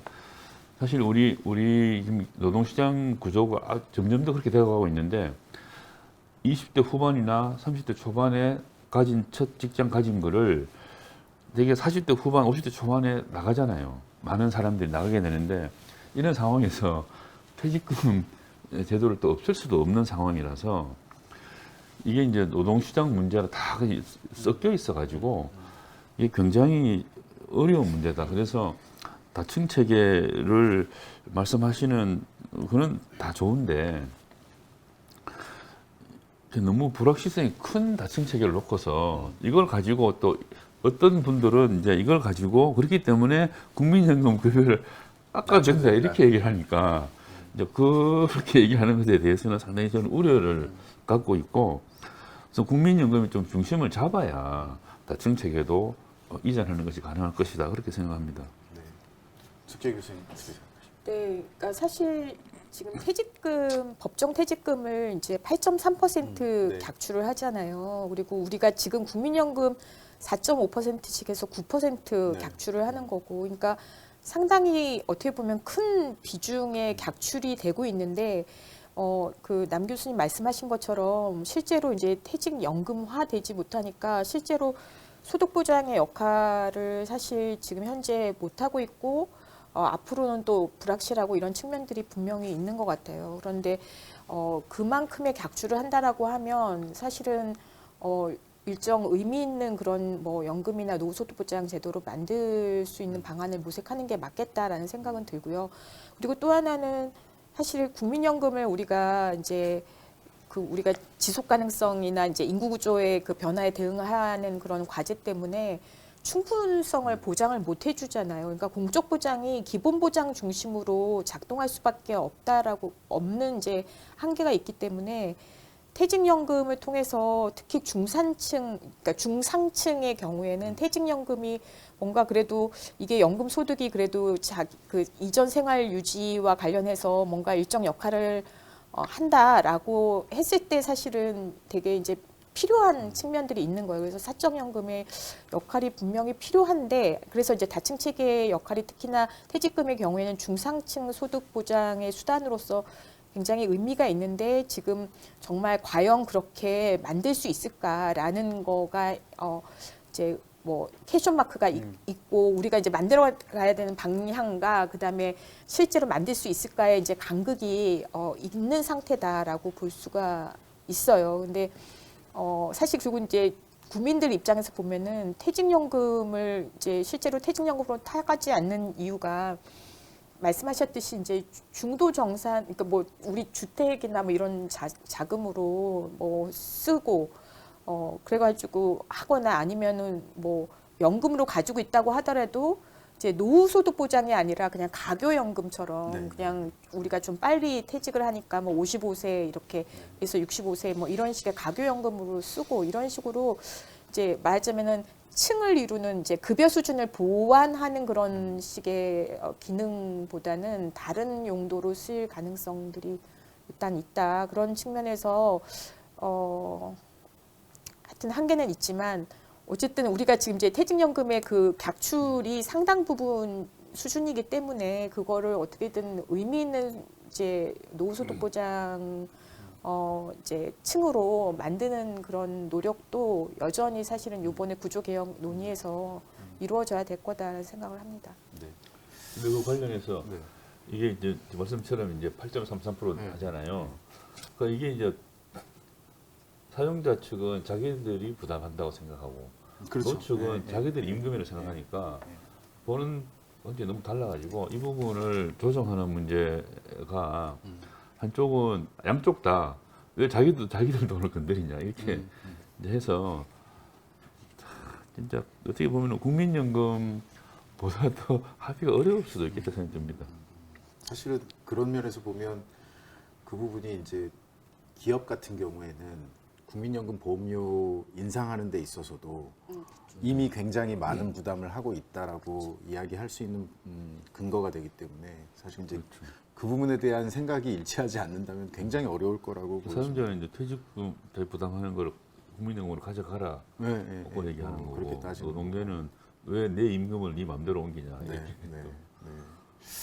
사실 그래도 이제 퇴직연금은 뭐 아직까지 이제 그 퇴직금이라든지 퇴직연금과 관련해서 충분히 가입이 안 되는 취업자들도 많이 있기는 하지만 그래도 좀 어느 정도 그 제도적으로 좀 점점 확대가 되고 있는 듯한 느낌인데요. 사실 이제 개인연금 같은 경우에는 완전히 사적연금 성격이고 이건 그 본인의 선택에 따른 건데 정말 그 뭔가 좀 중산층 이상에서가 아니면 물론 이제 본인 선택에 따라서는 세제 혜택이나 이런 것들 때문에 가입하는 사례들도 있지만 사실 좀 그 중요한 제도로 자리매김하기에는 좀 어려울 것 같은 생각이 드는데 뭐 논의하시면서 뭐 개인연금에 대한 건 별로 그렇게 비중 있게 다뤄지진 않는 거죠.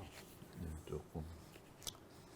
저도 뭐 개인적으로는 공적연금이라고 할 수 있는 국민연금과 기초연금 통해서 일단 기본 보장을 하는 국가 책임의 그 역할에 훨씬 일단 좀 집중을 하고 있고 이제 뭐 독일 같은 경우에는 이제 이런 개인연금, 네. 사적연금을 특히 이제 저소득층에도 이런 개인연금이 이제 노후 보장의 적정성에 활용될 수 있도록 뭐 이제 페이버를 주는 그런 이제 개혁도 하고 했는데 우리는 사실은 이제 개인연금이 주로 이제 중상층 말씀하신 대로 중상층에 대한 세금 공제나 뭐 이런 이제 혜택 세제 혜택을 주는 그런 방식으로 활용이 되니까 오히려 이제 좀 계층에 있어서 이제 그 고소득층에게 페이버를 주는 제도다 이렇게 해서 저희가 공적 공간에서는 지금 담론 네, 네. 논의 구조에서는 개인연금까지는 사실은 별로 잘 다루고 있지 않는 것 같습니다. 네, 뭐 사실 그 지금까지 연금특위에서 작년에 논의됐던 모수개혁을 넘어서서 구조개혁 논의하다 보면 지금까지 이야기됐던 것처럼 굉장히 여러 가지 제도와 또 제도들 간의 관계, 앞으로 넘어야 할 산도 많고 논의가 이루어져야 될 내용도 굉장히 많은 것 같습니다. 지금까지 두 번째 주제로 구조개혁 방향과 관련해서 여러 가지 의견 나누어 보았고요. 이어서 마지막 편에서는 다시 시작된 국회 연금개혁 특위 논의에 대한 기대 또는 전망 그리고 연금개혁에 성공하기 위해서 정부가 어떤 준비를 하고 노력을 해야 되는지 또 국민들은 어떻게 바라보고 또 적극적으로 관심을 가져야 되는지에 대해서 논의해 보도록 하겠습니다. 네. 너무 재정 프레임으로 미래에서도 못 받는다는 얘기를 막 이렇게 확정되지 않은 얘기를 막 하고 이렇게 하기보다는 우리가 운영하고 있는 공적 연금 제도에 대해서 과연 우리 언론은 이 연금 제도를 어떤 식으로 바꾸어갈 생각을 하는지 그런 측면에서 좀 스스로 좀 돌아보고 조금 공적 연금에 대해서 공적 연금의 본질적인 성격을 좀 강조하는 그런 좀 보도를 했으면 좋겠다 그렇게 생각합니다. 그 관련해서 한 가지만 잠깐 여쭤보면 그 국민연금법상에 지금 국가 지급 보증 관련된 거 그건 지금 뭐 정부나 국회의 역할인데 뭐 특위나 아니면 정부 내에서 어떻게 논의가 되고 있나요? 뭐 지급 보증 이야기를 하자는 이야기는 있는데 또 어떤 일각에서는 또 현행 법 규정으로도 되니까 일부러 할 필요가 있나 이런 의견도 있는데 저는 뭐 필요하다면 지급 보증도 좀 약간 좀 명시적으로 좀 규정을 하고 그 다음에 또 하나 그 부담에 대해서도 이게 사회보험 방식이니까 다른 재원을 하더라도 보험료 관련된 부담 상한에 대해서는 국가가 일정 수준 이상은 더 이상 부담을 늘리지 않도록 여러 가지 조치를 하겠다. 이런 것도 조금 국가가 좀 미리 좀 밝힐 필요가 있지 않나 생각합니다. 그 수치는 제가 정확하게 말씀드리기 어려운데 또 어떤 여러 가지 논의를 해서 뭐 저기 다른 나라처럼 일본처럼 뭐 18.3% 하든지 뭐 그런 식으로 어떤 상한을 정하는 그런 것도 국가가 좀 할 필요가 있지 않나 생각합니다. 뭐 아무래도 그 제도 개혁의 내용도 중요하지만 결국에는 국민의 합의 또는 국민들의 수용성을 높이는 게 굉장히 중요하다는 말씀이신 것 같은데요. 석정 교수님. 네, 정말 연금 개혁은 이제 뭐 선진국에서 많이 해왔었지만 굉장히 그 정치적인 명운을 걸어야 되는 그런 뭐 과제이기도 하지만 굉장히 역사적인 과제인 것 같아요. 그래서 어떤 이제 그 하나의 정부의 그 명운 뭐 이런 거를 넘어서서 어떻게 보면 그 사명감, 역사적인 사명감 뭐 이런 걸로 이제 해야지 되는 부분이고 다행스러운 건 우리가 대선 국면에서 어쨌든 4명의 후보가 다 연금 개혁해야 된다라고 합의를 했었잖아요. 그러니까 같은 목소리를 냈었잖아요. 이제 그런 경험들이 일단은 중요한 이제 자산으로 해서 그거를 정치적 자산으로 해서 지금 이제 윤석열 정부에서도 연금 개혁을 어쨌든 유불리에 관계없이 하겠다라고 선언을 한 바 있기 때문에 그것에 힘을 실어서 좀 해줬으면 좋겠다. 특히 뭐 저는 뭐 정치를 잘 모르지만 어쨌든 지금 이렇게 재정 계산 나오고 하면 이제 총선 전에 일부라도 좀 진전을 시키는 것이 좋지 않겠는가라는 생각을 하고요. 그리고 국민들이 저는 이런 정부가 조금 이제 합리적으로 역할을 하고 어떻게 보면 책임을 다하는 부분에 있어서 오히려 이렇게 합리적인 그 눈으로 언론도 그렇게 역할을 하고 국민들도 그런 측면에서 오히려 좀 감시하고 견제하고 하는 국민의 목소리, 시민단체의 그 목소리가 좀 커졌으면 좋겠다. 그래서 국민들이 그냥 예전에 가부장적인 아버지가 그 보살펴주는 그런 보호받는 그런 국민의 이미지에서 좀 더 어떻게 보면은 주체적으로 문제를 풀어나가는 그런 시민의 모습으로서 다시 좀 거듭나는 경험이 그 연금 개혁 공간에서 보여줬으면 좋겠다. 이제 마침 공론화 또 국민 공론화 뭐를 통해 가지고 뭐 의견도 묻는다라고 하니까 사실은 그런 과정에서 여러 가지 학습과 이해와 이런 것들이 높아지면서 우리 국민들은 현명하니까요. 항상 현명한 선택을 해왔고 하니까 그런 부분들이 연금개혁 공간에서 이제 그 대한민국의 또 저력을 국민의 지혜를 확인할 수 있었으면 좋겠다 이런 생각을 합니다. 전적으로 동의하고요. 뭐 시민사회 역할이라든지 아 예. 뭐 아니면 아까도 말씀하셨지만 이제 노사와 관련된 부분 뭐 이런 부분 여러 가지 뭐 이해관계가 얽혀 있긴 하지만 좀 역할이 중요하지 않을까 싶은데. 지금 뭐 특히 뭐 재정 당국은 기금 규모가 1,000조 원 되는데 재정을 투입 필요가 있느냐 이런 얘기를 많이 하는데 저는 그거는 좀 너무 안이한 생각이라고 보고 사각지대나 또는 저소득층 또 노동시장의 구조적인 변화 때문에 좀 불이익을 당하는 그런 계층에 대해서는 정부가 과감하게 좀 재원을 투입을 해서 좀 그 그분들한테 연금 수급금이 보장될 수 있도록 하는 조치를 빨리 취해야 된다. 그렇게 해서 국민연금에 대한 국민들의 신뢰를 좀 확보하는 그런 조치를 취하면서 어떻게 하든 간에 국민들의 동의를 이끌어내는 방향으로 해서 연금 개혁이 꼭 좀 잘 됐으면 하는 바람입니다. 네. 뭐 사실 마지막 논의 내용은 뭐 기대와 전망이기도 하지만 지금 정부, 언론 또 우리 국민들께서 이 연금 개혁에 대해서 어떻게 바라보고 또 참여해야 되는지에 대한 말씀해 주신 것 같고요. 지금까지 연금 개혁 논의에 대한 전망과 성공적인 추진을 위해서 어떤 부분들을 좀 당부하고 싶으신지 말씀을 들어봤습니다. 사실 저희가 이제 연금 개혁에 대해서 크게 3가지 이슈로 나누어서 쭉 진행을 했었는데요.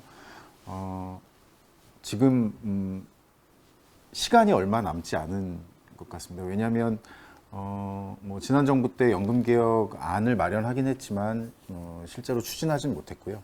이제 이번 정부에서도 굉장히 중요한 과제로 다루고 있긴 하지만 그 과정이 굉장히 어렵기도 하고 또 프랑스의 사례를 보면 이제 연금 개혁을 실제로 과감하게 추진했을 때 또 어떤 혼란이 올 수도 있는지 뭐 이런 것들을 우리가 쉽게 볼 수 있기 때문인데요. 어쨌든 그 연금 개혁 그 어려운 것들을 우리 정부와 또 언론과 또 국민들이 함께 또 해낼 수 있는 그런 방향을 찾아야 되지 않을까 싶은 생각이 듭니다. 이상으로 그 3번째 주제까지 연금 개혁 과정에 대한 평가와 연금 개혁 방향에 대한 논의를 모두 마쳤습니다.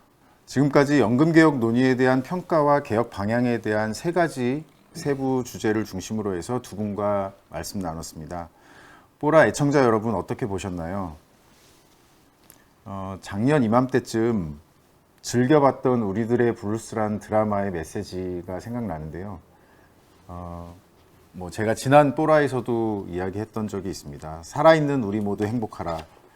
사실 이 연금개혁, 특히 이 국민연금 제도는 현재를 힘겹게 살아가고 계신 어르신들, 또 얼마 후에 노인이 될 중장년 세대, 그리고 연금에 대해서 불안해하고 있는 청년 세대 모두가 관심을 가져야 되는 이슈입니다.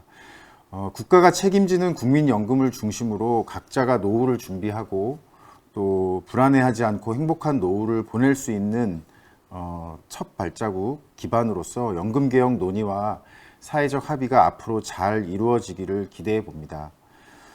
뜨겁게 돌아온 정책 썰전 뽀라, 연속해서 진행되는 특별기획주제 연금개혁 1:1 토론 다음 방송도 기다려지는데요.